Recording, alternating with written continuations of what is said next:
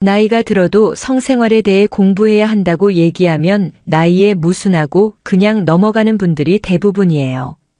성이나 육체적인 부분에 관심이 많다 보니 공부도 하고 그러는데요. 나이가 들면 아무래도 이런 노력이 덜하게 되죠. 오늘은 전문가들의 의견을 바탕으로 노년의 성생활에 관해서 여러분들과 얘기를 나눠보려고 해요. 체력이 떨어지기 시작하는 나이라면 모두 해당이 되는 얘기일 텐데요. 저도 흥미있는 주제라 열심히 준비했어요. 먼저 좋아요 한번 부탁드릴게요. 안녕하세요.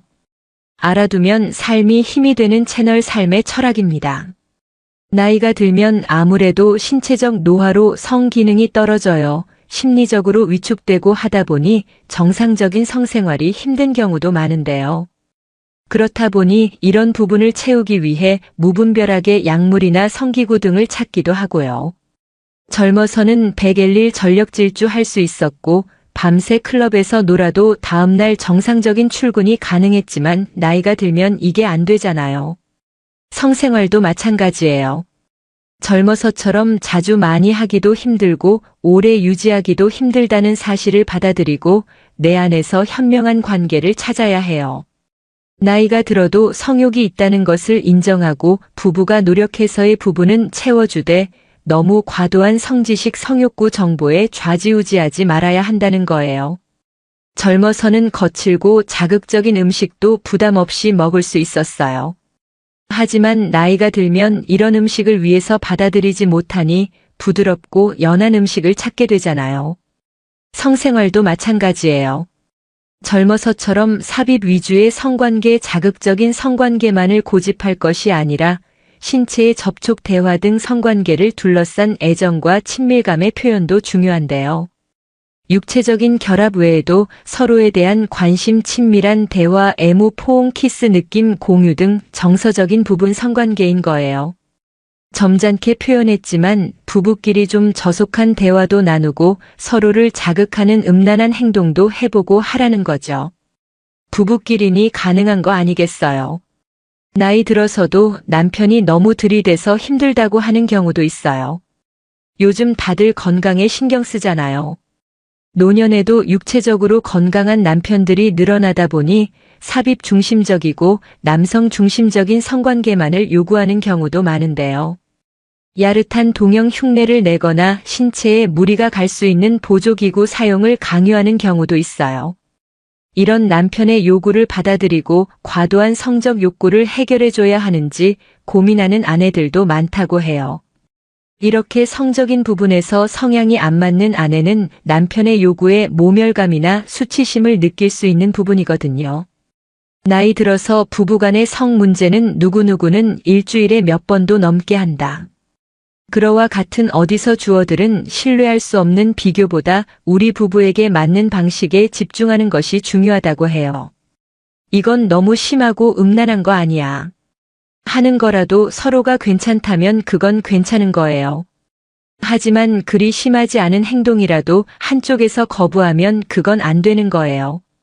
남편들은 아내의 몸에 대한 이해가 필요해요. 폐경 이후 여성의 몸에 대한 두 가지 오해가 하나는 폐경이 되면 여성의 성기능이 끝났다고 생각하는 경우고요. 두 번째는 폐경과 상관없이 예전처럼 정상적인 관계가 가능할까라고 생각하는 경우인데요. 두 가지 모두 정답이 아니라고 해요. 폐경 이후 호르몬의 변화로 달라진 아내의 성적인 흥분을 어떻게 해야 불로 일으킬 수 있을지를 고민하는 것이 우선이어야 할 거예요. 아내도 남편을 이해할 필요가 있는데요. 나이 들어서도 끊임없이 요구하는 남편을 주책이 아니라 당연한 거라고 받아들여야 해요. 젊어서처럼 발기가 잘 이루어지지 않으니 성적인 욕구가 없을 거라고 생각하는 경향이 있는데요. 물론 젊어서처럼 매일 밤 활활 불타오르진 않지만 남자의 이런 욕구는 없어지지 않아요. 옛말에 남자는 문지방 넘어갈 힘만 있으면 할 수 있다고 하잖아요. 이런 남편의 욕구를 아내가 늙어서 주책이라고 생각하고 무시하면 남편은 남성으로서의 존재감이 부정당하는 느낌이라 자신감을 잃고 우울감에 빠지는 경우도 있어요. 이렇게 끊임없이 요구하고 들이대는 경우가 아니라 전혀 요구하지 않는 남편의 경우는 이런 쪽이 아닌가 생각해 봐야 해요. 미국 노년학회에서 65세 이상 기혼 남녀를 대상으로 노년의 성관계와 행복감에 대한 연구 결과를 발표했는데요. 한 개월에 한 번 이상 성생활을 한 노년 부부의 경우 60%는 전반적인 행복도 조사에서 행복하다고 응답했고 80%가 결혼 생활에 대단히 만족한다고 답했어요. 반면 지난 1년간 한 번도 성관계를 갖지 않는 노년 부부의 경우 행복하다고 응답한 비율은 40%, 대단히 만족한다는 응답은 59%에 불과했어요. 그만큼 나이가 들어도 성관계를 유지하는 것이 부부간의 행복감을 높이는 비결이라는 거예요. 성관계는 부부 사이의 행복뿐만 아니라 신체적인 활력도 주는데요. 너무 무리하지 않은 성관계는 그 자체로 근육운동이기 때문에 효과적인 건강법이에요. 노년의 성생활이 건강에 좋은 이유는 다음과 같은데요. 혈액순환에 좋다. 이 노아침의 건망증 진행을 억제한다. 우울증 치료에 효과적이다. 면역 기능이 강화된다. 근육의 긴장을 풀어줘 통증이 완화된다. 6만원 여성 골다공증을 예방한다. 피부 미용에 좋고 젊어 보인다. 9 남성 발기부전을 예방한다.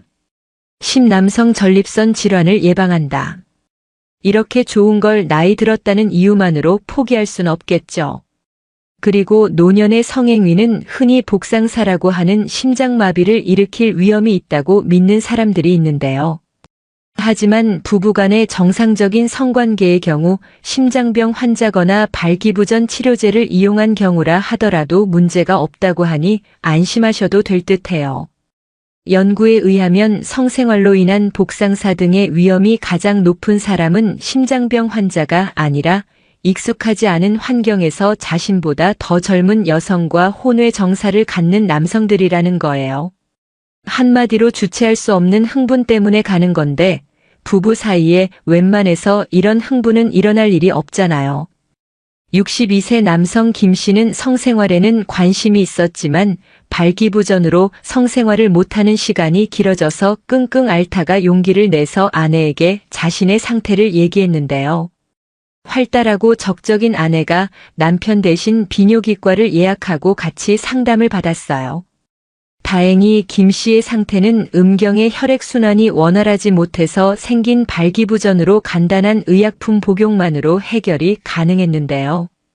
그 이후 부부간의 스킨십과 성생활이 더 활발해지면서 제2의 신혼을 맞았다고 해요. 이처럼 노년의 성관계에 있어서 크게 나타나는 문제가 남성은 발기부전, 여성은 윤활액 분비가 주로 발생하는 성교통 경우가 많은데요. 이런 부분은 위의 사례처럼 약물이나 치료 윤활제 사용 등으로 간단하게 해결이 가능한 부분이니 망설이지 마시고 해결책을 찾아 나서세요. 또 걷기, 달리기, 스쿼트 등 하체 운동은 성기능 장애를 예방하는 데 효과적이에요. 항문을 조이는 케겔 운동은 요실금을 줄이고 성감을 높일 수 있다고 알려져 있고요.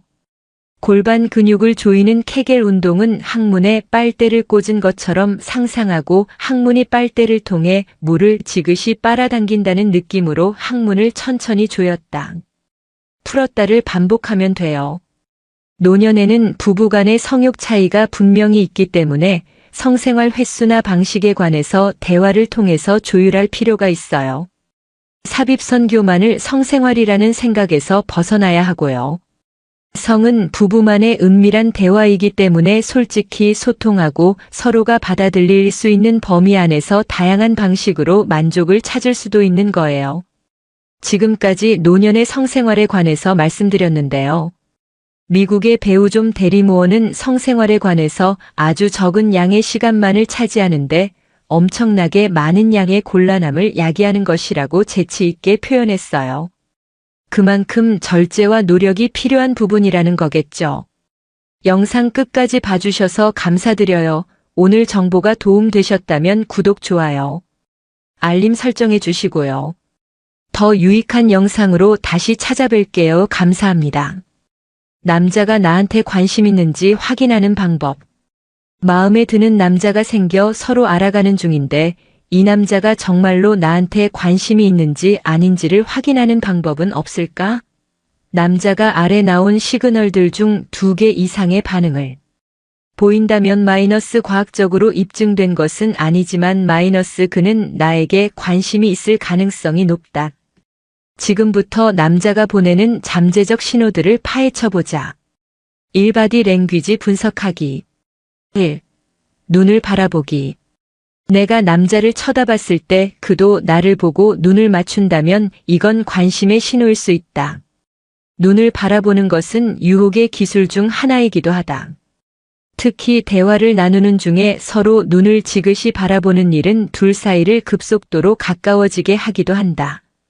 이런 눈맞춤은 많이 하면 할수록 좋다. 남자도 나를 보는 게 좋다는 뜻이기 때문이다. 남자가 내 눈을 쳐다보지 않는다고 해도 너무 실망하지 말자. 부끄러워서 머뭇거리고 있을 것일 수도 있으니 말이다. 2. 몸을 내 쪽으로 기울이는지 보기. 관심 있는 사람과 가까워지고 싶은 것은 사람의 본능이다. 남자의 몸이 내 쪽으로 기울어 있다면 이는 그도 나를 편하게 생각하고 가까이 있고 싶어 한다는 뜻이니 관심의 신호로 보아도 좋다. 둘이 같이 걷고 있는데 남자의 팔이 계속 내 팔을 스친다면 이 또한 아주 좋은 신호이다. 남자가 몸을 내 쪽으로 움직이고 있다는 뜻이기 때문이다. 아주 미세하고 무의식적인 움직임을 잘 캐치해야 한다. 반대로 무릉덩이를 피하는 척 내가 먼저 남자 쪽으로 몸을 움직였기를 부릴 수도 있다. 3. 내가 하는 제스처 따라 하는지 보기. 사람들은 무의식적으로 좋아하는 사람의 행동을 따라하기도 한다. 남자가 무의식 중에 내가 하는 움직임이나 포즈 등을 따라 한다면 그도 나에게 관심이 있을 가능성이 높다. 예를 들면 내가 물을 마시면 남자도 따라서 마신다든가 내가 테이블 위에 팔을 올리면 남자도 따라 올린다든가 하는 행동들을 말한다. 반대로 나도 이 기술을 사용해 남자를 꼬실 수 있다. 그의 행동을 따라 해보자. 남자가 다리를 꼬면 나도 꼬고 음료수를 마시면 조금 있다가 나도 똑같이 음료수를 마시자. 4. 은근히 터치하는지 살펴보기. 스킨십이야말로 관심의 척도라고 할 수 있다. 둘이 오랜 친구 사이라 서로 스킨십이 너무 편한 경우가 아닌 이상 남자가 관심 없는 사람에게 스킨십을 하는 일은 거의 없다. 약간 애매한 스킨십 둘이 걷고 있을 때 손을 스치거나 고일 수도 우연일 수도 있다. 등을 토닥여 준다거나 친구 사이에 자주 하는 스킨십이다. 남자끼리 할 법한 하이파이브나 주먹 인사 등의 스킨십. 관심의 표현인 스킨십길을 걷다가 내 어깨를 잡아서 보호해주거나 방향 틀어주기, 진한 포옹을 하며 등이나 옆구리 쓰다듬기, 어깨로 내 몸 감싸기 등의 스킨십. 둘이 이야기할 때 남자의 팔에 은근히 손을 올려둔다든가 웃을 때 남자의 팔뚝을 살짝 때리는 등 내가 먼저 스킨십으로 관심을 표현해도 좋다. 2. 그의 행동 분석하기. 1. 남자가 내 근처에 있는지 확인하기. 나에게 관심이 있는 남자는 내가 무관심해해도 내 근처에 있고 싶어 한다. 아마 주변을 돌아볼 때마다 그가 근처에 있을 것이다. 이 말인즉슨 나에게 별 마음이 없어 보이는 남자라도 매번 내 눈에 띄고 내 주위를 서성이는 것 같다면 속마음은 그렇지 않을 수도 있다는 말이다. 남자가 내가 한 얘기를 기억하고 있다는 것은 아주 명확한 관심의 신호이다. 내 이야기를 유심히 들었고 또 그걸 기억할 만큼 마음을 썼다는 뜻이기 때문이다. 단지 잠자리만을 위해서 좋은 남자처럼 보이고 싶어서 그런 것이라면 아마 잘 들어주는 척만 했지 내 이야기를 기억하진 못했을 것이다. 나도 남자의 얘기를 잘 들어주어야 한다. 남자도 자기에게 관심이 있어 보이는 사람, 자기를 소중히 생각하는 것 같은 사람을 좋아하기 때문이다. 2. 남자가 내 옆에서 긴장하는지 보기. 좋아하는 사람이 옆에 있으면 긴장하는 남자들이 많다. 나에게 호감이 있는 남자는 내게 좋은 이미지를 남기고 싶고 멋있게 보이고 싶어서 애를 쓸 것이다. 남자가 어색하게 웃고 손에 땀을 흘리고 허둥지둥대면서도 계속해서 내 곁을 맴돈다면 그를 더 긴장하게 만들지 말자. 눈을 마주치는 것도 힘들어할지 모르니 말이다. 남자를 최대한 편하게 해주자. 내가 실수했던 일들을 얘기해주며 나도 똑같은 사람이고 인간적 부분이 있다는 것을 느낄 수 있도록 해주자. 3. 날 위해 해주는 일이 있는지 돌아보기. 남자는 좋아하는 사람에게 잘 보이고 싶어 이런저런 일들을 해주고 도와주려 한다. 남자가 날 위해 자꾸 무언가를 해주고 싶어 한다면 그건 아마 관심의 신호일 것이다. 내가 춥다고 하면 겉옷을 벗어주거나 갑자기 커피를 사주겠다고 하고 가야 할 곳이 있을 때 거기까지 데려다 준다고 할 수도 있다. 나도 남자에게 잘해주자. 그의 호의를 당연하게 생각하거나 이용하는 사람이 아니라 감사해하고 되돌려줄 수 있는 사람이라는 것을 보여주는 것이다. 설사 내가 남자에게 관심이 없다고 해도 그의 호의를 너무 당연하게 생각하지는 말자. 4. 날 칭찬하는지 들어보기. 나를 좋아하는 남자는 간접적으로든 직접적으로든 나에게 칭찬을 하고 싶어 한다. 단지 외적인 것에 대한 칭찬 그 이상이면 좋겠지만 외모에 대한 칭찬도 괜찮다. 새로 한 머리가 잘 어울린다는 칭찬일 수도 내 머리를 유심히 보고 있었다는 뜻이다. 회사나 학교에서 성취한 어떤 것에 대한 칭찬일 수도 있다. 3. 나에게 관심 없는 남자의 특징. 1. 내 말을 제대로 듣지 않는다. 앞서 말했듯이 남자는 좋아하는 여자가 생기면 그 사람에 대해 더 알고 싶어진다. 다시 말해 남자가 나에게 관심이 있다면 내 말을 경청하고 또 기억하려 한다는 것이다. 남자가 내 말을 잘 듣지 않는다는 것은 그는 나에게 별 관심이 없다는 뜻이다. 나에 대해 별 질문을 하지 않는다. 이런 남자와는 굳이 가까이 할 필요 없다. 이런 경우 남자는 나에게 관심이 없거나 본인에게 너무 심취해 있어서 다른 사람의 취향이나 가치관 따위에는 신경 쓰지 않는 사람이기 때문이다. 2. 눈을 마주치지 않는다. 좋아하는 사람 앞에서는 너무 긴장돼 차마 눈을 마주치지 못하는 남자가 있기도 하다. 하지만 그런 경우가 아닌 이상 이야기할 때 다른 곳을 쳐다보거나 내 말에 집중하지 않는 남자는 나에게 관심이 없다고 봐도 무방하다. 특히 전화기만 보고 나에게는 전혀 집중하지 않는 남자는 나보다 훨씬 중요한 사람들이 많은 것이다. 3. 바디 랭귀지 살펴보기. 남자의 바디 랭귀지를 통해서 그가 나에게 관심이 있는지 없는지를 대충 알아볼 수도 있다. 특히 나에게 관심 없는 남자의 바디 랭귀지는 훨씬 명확하다. 나에게 가까이 다가오지 않고 애매한 터치도 전혀 없다. 남자가 나에게 특별하게 잘해주거나 뭔가를 해준 게 아닌 이상 이런 행동은 무관심의 표현이라고 보면 된다. 남자는 좋아하는 여자가 생기면 설사 수줍음이 많거나 무관심한 척을 하는 중이라도 그 사람 주변을 서성거리게 된다. 그러니 전혀 내 근처에 오지 않는 남자는 나에게 관심이 없는 것이다. 4. 하루가 지나도 답을 하지 않는다. 아주 드문 경우를 제외하고 남자들은 자기가 관심 있는 여자에게는 연락을 잘한다. 5분 안에 카톡이 오고 심지어 나 바빠서 이따 연락할게 라는 내용일지라도 꼭 답장을 한다. 나를 좋아하는 남자는 나를 기다리게 하지 않는다는 것을 명심하자. 5. 내 친구들을 만나려 하지 않는다. 내 주변 사람들을 만나는 것에 별 관심이 없는 남자라면 나에게도 별 관심이 없을 가능성이 높다. 내 모든 친구들을 다 보여주라는 것은 아니지만 소위 썸을 탄 지 꽤 오랜 시간이 지났는데도 내 주변 사람들을 알고 싶어 하지 않는다면 그는 나에게 별 관심이 없는 것일 수 있다. 마찬가지로 남자가 나를 자기 친구들에게 소개하지 않는 것 또한 나를 그다지 진지하게 생각하지 않는다는 뜻이다. 나를 정말 좋아하는 남자는 나를 친구들에게 소개하고 싶어 안달이 난다.